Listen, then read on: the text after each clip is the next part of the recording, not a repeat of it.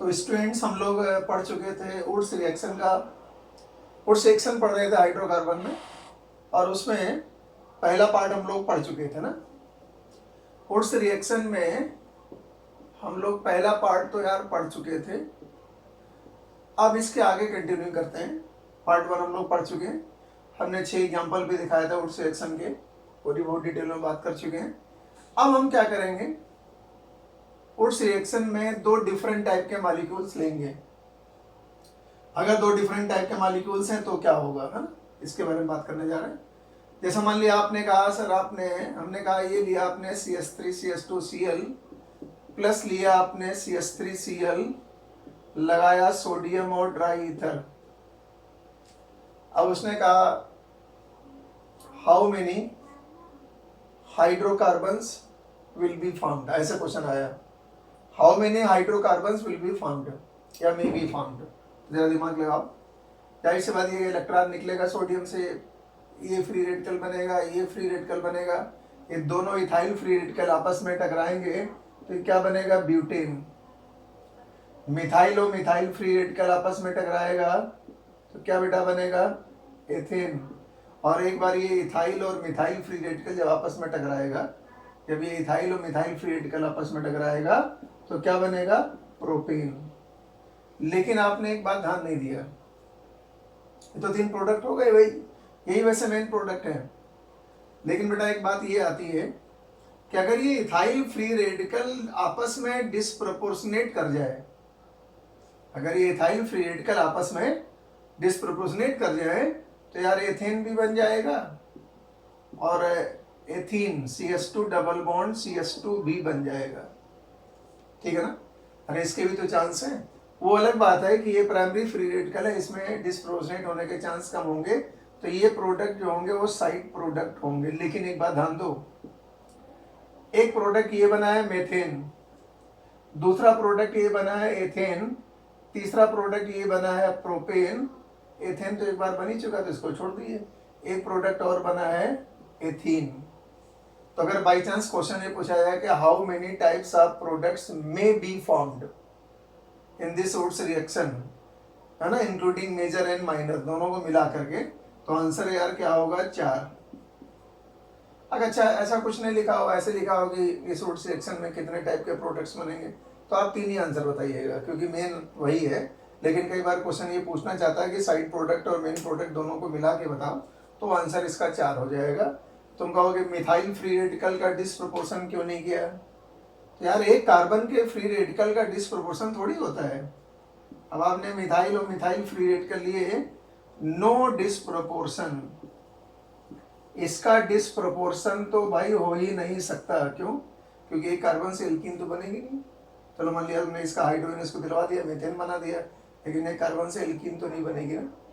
तो इसलिए एक कार्बन के फ्री रेडिकल का डिस्प्रोपोर्शन होता नहीं है, इसलिए यहाँ प्रोडक्ट कितने बनेंगे, 3 वो बनेंगे, और डिस्प्रोपोर्शन अगर आपने ले लिया तो एक एथीन और बन जाएगा। एथेन 2 बार बना कॉमन है, तो हमने ये वाला छोड़ दिया, वो वाला ले लिया है। बात समझ में आ गई।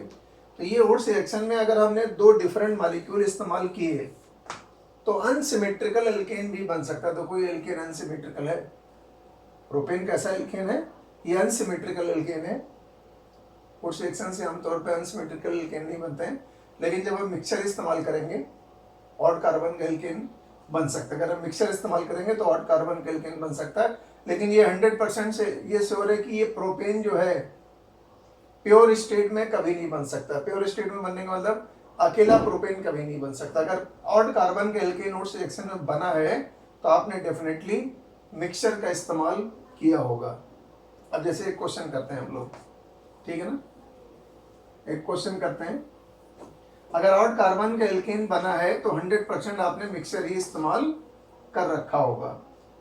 जैसे मान लिए, सपोज कर रहा हूं मैं कि आपने ये ले लिया CH3, फिर और एग्जाम्पल भी लेते हैं CH2Cl, और ये बेटा ले लिया आपने CH3CH2CH2Cl प्रोपाइल क्लोराइड, और आपने कहा सर इसमें हमने सोडियम और ड्राई ईथर लगा दिया, ठीक है। अब उसने कहा how many types of product may be formed including side product and main product. जाहिर सी बात यहाँ से फ्री रेडिकल बनेगा, यहाँ से फ्री रेडिकल बनेगा, इन दो फ्री रेडिकल को आपस में कंबाइन करोगे तो ब्यूटेन बनेगा, ठीक है ना। ये आपके पास 3 कार्बन का फ्री रेडिकल लीनियर है ना, तो अब जाहिर सी बात आपके पास ये हेक्सेन बनेगा, 1 2 3 4 5 6 हेक्सेन बनेगा, नॉर्मल हेक्सेन।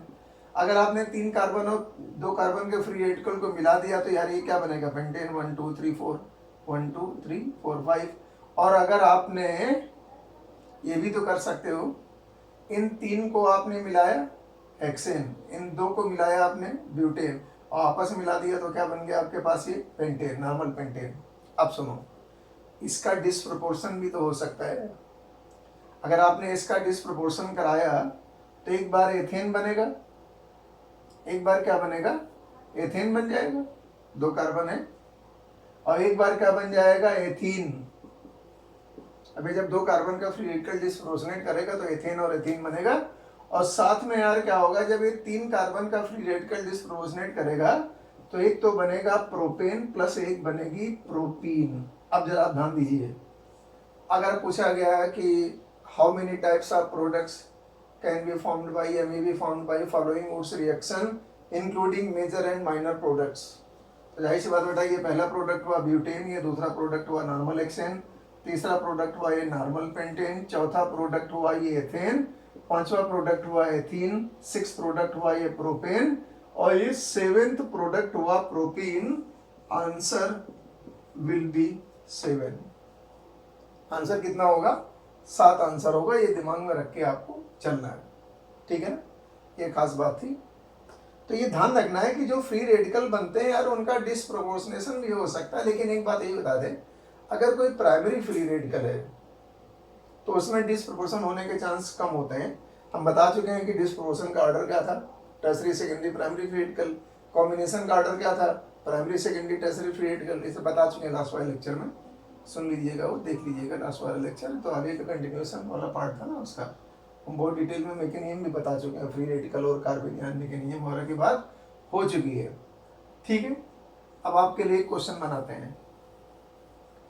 मान लिया बेटा आपसे मैंने कहा कि आपको वुड्स रिएक्शन से, सुन लो क्या बोल रहा हूं, मान लिया आपको वुड्स रिएक्शन से फॉर्म करना है पेंटेन।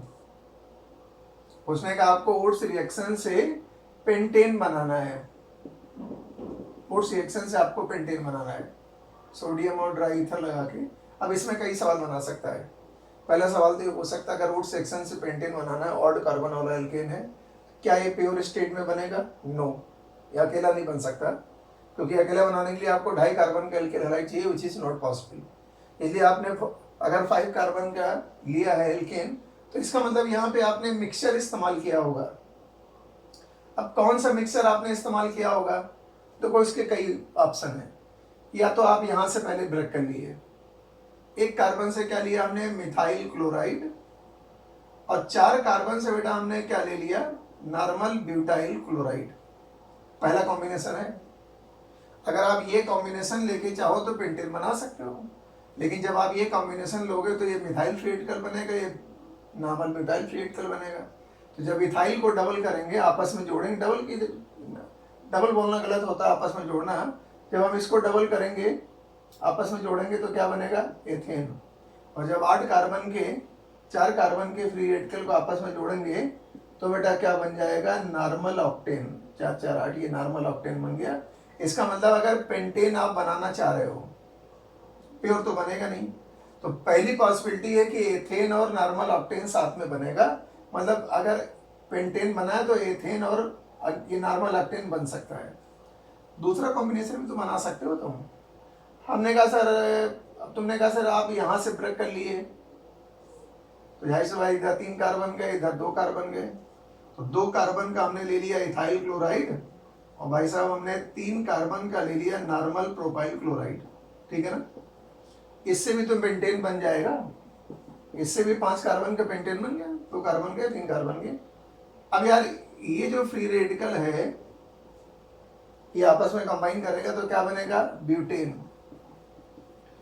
और ये 3 कार्बन का फ्री रेडिकल है, इससे आपस में जब जोड़ोगे तो क्या बनेगा, नॉर्मल हेक्सेन। ये बेटा दूसरा कॉम्बिनेशन है, और ये क्या था, पहला कॉम्बिनेशन था। अब क्वेश्चन कई सारे बना सकता है, आपसे पूछेगा अगर वुड्स रिएक्शन से पेंटेन बनाना है तो which other alkane is possible, तो बेटा वो ब्यूटेन भी हो सकता है, नॉर्मल ऑक्टेन भी हो सकता है, अगर ये कॉम्बिनेशन लेंगे। वो ब्यूटेन भी हो सकता है, ये एथेन और नॉर्मल ऑक्टेन हो सकता है, वो ब्यूटेन और नॉर्मल हेक्सेन भी हो सकता है, याद रखना।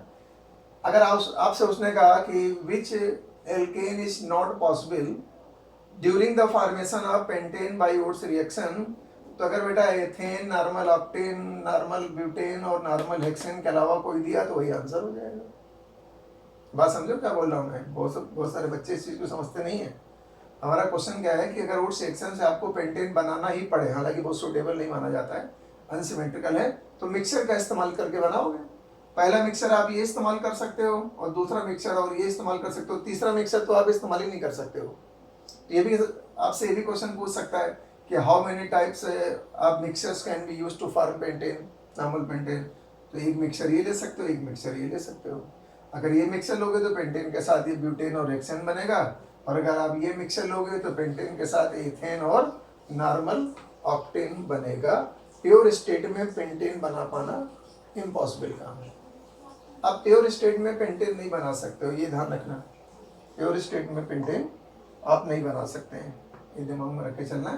तो ये बेटा हमने कॉम्बिनेशन वाली रिएक्शन लिया। अब ऐसे बहुत सारे कॉम्बिनेशन आप ले सकते हो, चलो लेते हैं।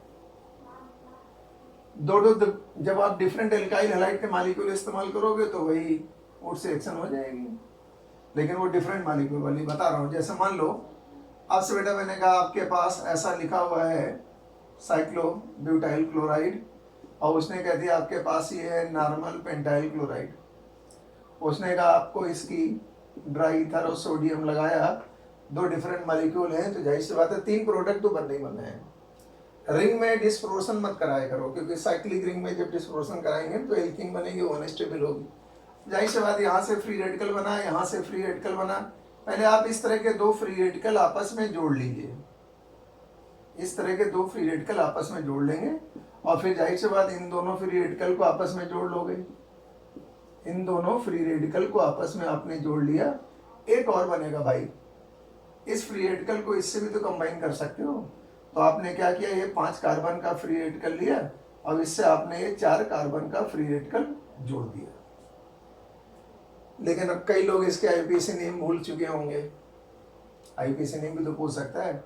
दोनों रिंग का साइज सेम है, बीच में बेटा एक सिंगल बॉन्ड है। तो अगर दो रिंग एक सिंगल बॉन्ड के थ्रू आपस में जुड़ी हो, सिग्मा बॉन्ड के थ्रू आपस में जुड़ी हो, और दोनों में कार्बन का नंबर सेम हो, तो इसको नंबर देते हैं 1। अब इसके फर्स्ट कार्बन को नंबर देते हैं 1 डैश या 1 प्राइम, 1 प्राइम भी कहते हैं, डैश बोल लो। इसमें भी दोनों का भाई कार्बन का नंबर सेम है, दोनों में 5-5। इसको 1 दिया, इस कार्बन को दे दिया 1 डैश, तो इसका नाम हो जाएगा 1,1 डैश। दो रिंग है तो बाई साइक्लो, और जाहिर सी बात है यार 4 कार्बन है तो ब्यूटेन। वैसे उसमें क्या बोलेंगे 1,1 डैश बाई साइक्लोपेंटेन। लेकिन ये वाला जो नाम है, इसमें एक रिंग में ज्यादा कार्बन है, एक रिंग में क्या है कम कार्बन है, और दोनों आपस में, तो ये स्पाइरो कंपाउंड नहीं है। स्पाइरो में तो दोनों रिंग के लिए कार्बन कॉमन होता है, डायरेक्ट एक पॉइंट से दो रिंग लगी होती है ना। स्पाइरो नहीं है, बाई साइक्लो तो है, लेकिन बीच में एक सिग्मा बॉन्ड आ रहा है ये वाला। अब देखो इसमें 4 कार्बन है, इसमें 5 कार्बन है, तो अगर ये 4 कार्बन है तो ये साइड चेन हो जाएगा, और अगर ये 5 कार्बन का है तो ये मेन चेन हो जाएगा। हमेशा साइड चेन का नाम पहले बोलते हैं, तो इसका बेटा नाम क्या हो जाएगा, साइक्लोब्यूटाइल साइक्लोपेंटेन। इन दोनों का नाम रखने का तरीका अलग है, इन दोनों का नाम रखने का तरीका अलग है। तो थोड़ा तुमको आईपीसी के बारे में बताया, हो सकता है आईपीसी नोमेनक्लेचर आप भूल गए हो। तो यार हर चीज दिमाग में रखनी पड़ती है, याद रखनी पड़ती है। तो ये वुड्स रिएक्शन में अगर हम दो डिफरेंट मॉलिक्यूल का इस्तेमाल करेंगे तो ऐसे एल्केन बनते हैं। खाली आपको कॉम्बिनेशन बना देने, लेकिन हम यार ऐसा भी कर सकते थे, हटा दें, हम लोग ऐसा भी कर सकते थे कि चलो मान लिया हमने ऐसे कहा, सुनो थोड़ा मैं सवाल को चेंज करने जा रहा हूं। आपसे हमने कहा एक बेटा कंपाउंड लिया मैंने, ये टर्सरी ब्यूटाइल क्लोराइड, ठीक है ना, एक हमने लिया टर्सरी ब्यूटाइल क्लोराइड, और दूसरा बेटा मॉलिक्यूल मैंने ले लिया यहाँ पर, सपोज कर लो ऐसा मॉलिक्यूल ले लिया, ठीक है ना, ऐसा मॉलिक्यूल ले लिया, यहाँ लगा दिया Cl, 1 2 3 4 5, 3 क्लोरो 3 मिथाइल पेंटेन है। उसने कहा जरा इसकी ओट्स रिएक्शन से आप प्रोडक्ट बताइए क्या होंगे मेन, ध्यान रखना। तो जाहिर सी बात ये कार्बन का फ्री रेडिकल बनेगा, इधर कार्बन का फ्री रेडिकल बनेगा। तो अगर आप इन दोनों फ्री रेडिकल को आपस में जोड़ोगे तो यार ऐसा कुछ मिलेगा, यहाँ कार्बन एक कंपाउंड ही बन गया। इन दोनों फ्री रेडिकल को आपस में अगर जोड़ोगे, देखो पहले ऐसे बना लिया करो, ठीक, इसके नीचे भी ऐसे हमने बना लिया, ठीक है ना।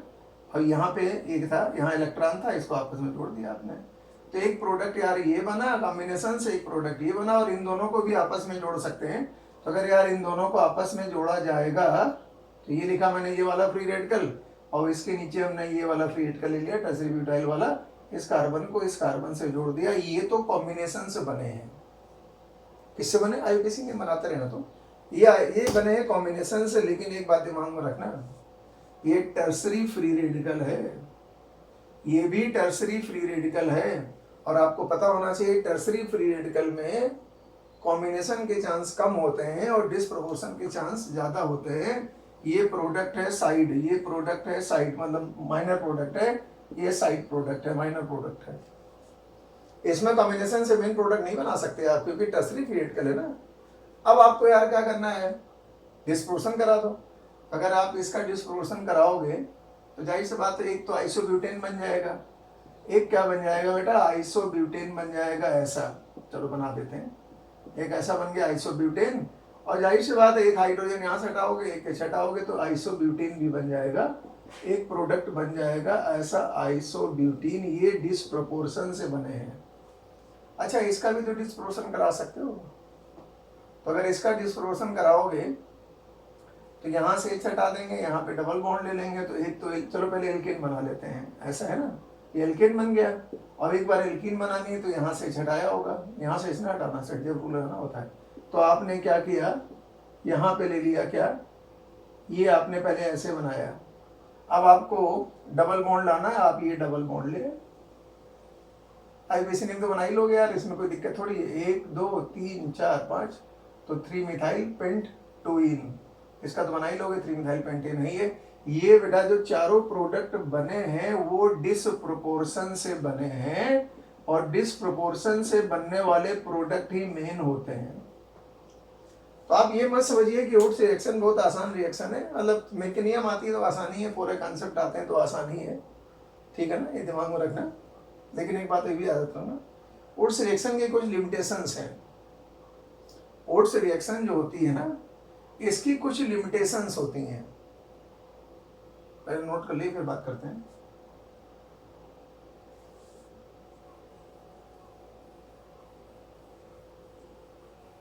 ओट्स रिएक्शन की बेटा कुछ लिमिटेशंस होती हैं, लिमिटेशन का मतलब शर्तें होती हैं, ठीक है। पहली लिमिटेशन मैंने क्या लिया, बच्चा बच्चा जानता है, methane can not be formed, ठीक है ना। अरे यार मेथेन बनाने के लिए एक कार्बन, आधा कार्बन का एल्किल हैलाइड चाहिए ना, तो संभव नहीं है। तो ओट्स रिएक्शन से मेथेन तो यार बन नहीं सकता। दूसरा यार क्या होता है कि ओट्स रिएक्शन से ऑड कार्बन का एल्केन प्योर स्टेट में नहीं बना सकते हैं। Odd carbon alkane, odd carbon alkane can not be formed, can not be formed in pure state. बनेगा तो मिक्सचर में बना सकते हो, बनेगा तो मिक्सचर में बना सकते हो, अलग बात हो गई। और टर्सरी एल्किल हैलाइड का इस्तेमाल हम लोग अवॉइड करेंगे कि वो इससे एल्केन नहीं एल्कीन बन जाती है साथ में। तो use of tertiary alkyl halide is avoided. हम लोग टर्सरी एल्काइल हैलाइड का इस्तेमाल अवॉइड करते हैं, ये दिमाग में रख के चलना। ये ओट्स रिएक्शन की लिमिटेशंस हैं। अच्छा यार, ओट्स रिएक्शन की तरह एक रिएक्शन और भी होती है, उसे बोलते हैं फ्रैंकलैंड रिएक्शन। ओट्स रिएक्शन की तरह एक रिएक्शन और भी होती है, उसे क्या बोलते हैं, फ्रैंकलैंड रिएक्शन। बस फ्रैंकलैंड रिएक्शन और ओट्स रिएक्शन में खाली डिफरेंस केवल इतना है कि हम लोग फ्रैंकलैंड रिएक्शन में जिंक का इस्तेमाल करते हैं सोडियम की जगह पर, बस। और इसमें तो सोडियम और ड्राई ईथर लगाते हैं, उसमें जिंक का इस्तेमाल करते हैं। तो अगर आपने ओट्स रिएक्शन में सोडियम की जगह पर जिंक का इस्तेमाल कर दिया तो उसी को ऐसा हम लोग फ्रैंकलाइन रिएक्शन भी बोल देते हैं। हालांकि साइंटिस्ट का नाम बहुत ज़्यादा इंपॉर्टेंट नहीं माना जाता है, लेकिन फिर भी कभी कभार कुछ लोग साइंटिस्ट के नेम पर रिएक्शन पूछते हैं ना फ्रैंक, क्योंकि मैकेनियम ज़्यादा इंपॉर्टेंट होते हैं, लेकिन ये इतने फेमस लोग हैं कि इनका बार बार आपको बुक्स में नाम मिलेगा। तो फ्रैंकलाइन रिएक्शन क्या होती है? Just like oats reaction, just like oats reaction, ठीक है। But zinc is used in place of sodium. हम लोग यार सोडियम की जगह पर जिंक का इस्तेमाल करेंगे। बाकी आप मान के चलिए कि पूरा सब कुछ सेम रहता है, मैकेनियम भी ऑलमोस्ट सेम ही रहती है वैसे, क्योंकि उसमें जिंक 2 इलेक्ट्रॉन निकालता है, एक जिंक डायरेक्ट 2 इलेक्ट्रॉन निकालेगा तो उसमें कार्बोनियन तो भाई बन ही जाएगा। फिर कार्बोनियन क्या करेगा? जैसे काम करता है कार्बोनियन की मैकेनियम, वैसे अपने आप ही होगा। सोडियम 1 इलेक्ट्रॉन भी निकाल सकता है, लेकिन उसमें क्या होता है? जिंक डायरेक्ट 2 इलेक्ट्रॉन निकालता है, तो इसकी मैकेनियम कार्बोनियन के थ्रू ज़्यादा प्रेफर किया जाती है ना, मैकेनिज्म थ्रू कार्बोनियन। और वो पीछे लेक्चर में पढ़ा चुके हैं कि कार्बोनियन के थ्रू मैकेनिज्म कैसे होती है। तो हम लोग पढ़ क्या रहे हैं? एल्केन्स का प्रिपरेशन पढ़ रहे हैं, और एल्केन्स की प्रिपरेशन में हमने केवल अभी क्या पढ़ लिया? वुड्स रिएक्शन पढ़ लिया, उसका एक सब्स्टिट्यूट रिएक्शन था फ्रैंकलाइन, वो पढ़ लिया। अब हम लोग अगले लेक्चर में बाकी प्रिपरेशन लेंगे। अब हम लोग रिडक्शन मेथड पे आएंगे, क्लीमेंसन रिडक्शन लेंगे, वुल्फ-किस्नर रिडक्शन लेंगे, ये सब लेंगे। तो अगले लेक्चर में आपको रिडक्शन मेथड पे लाते हैं हम लोग। तब तक के लिए ठीक, आपको थैंक यू। और आप चाहें तो हमारा ये जो केमिस्ट्री हाउस का यूट्यूब चैनल है, इसको आप सब्सक्राइब कर लिए। उसका फ़ायदा ये है कि आपके पास कोई नोटिफिकेशन आते रहेंगे, और हम बहुत सारे लेक्चर अपलोड करते रहते हैं, तो वो भी आपको मिलते रहेंगे। हमारा मकसद केवल एक ही है कि आपका ज़्यादा से ज़्यादा फ़ायदा हो और सिलेक्शन जल्दी हो जाए। Thank you.